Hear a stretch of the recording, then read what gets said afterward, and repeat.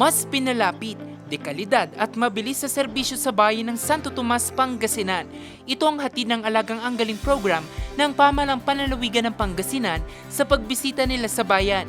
Dito, dala ng iba't ibang tanggapan ng pamahalaan ang kanilang mga programa, gaya ng libreng serbisyong medikal, veterinary services para sa mga alagang hayop, pangkabuhayan, maging pagpaparehistro sa PhilHealth Yakap at PhilSys.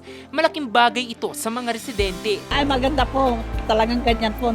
Believe kami kay Sir Kiko po. Malaking tulong po yun na ibinigay niya sa amin. Salamat po, Sir Kiko.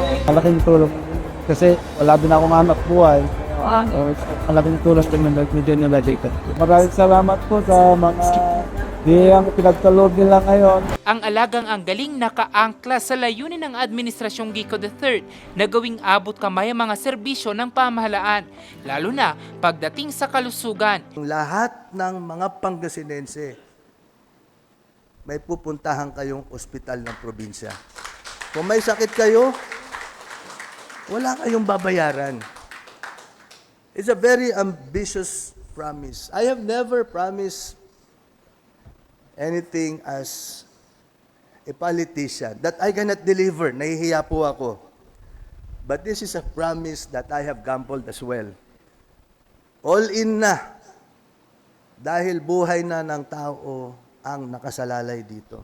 Sa ngayon, patuloy na sinusuyod ng Pamahalang Panlalawigan ang bawat bayan at lungsod sa probinsya para matiyak ang abot kamay na serbisyo ng pamahalaan sa bawat Pangasinense. Jose Robert Inventor, RNG News.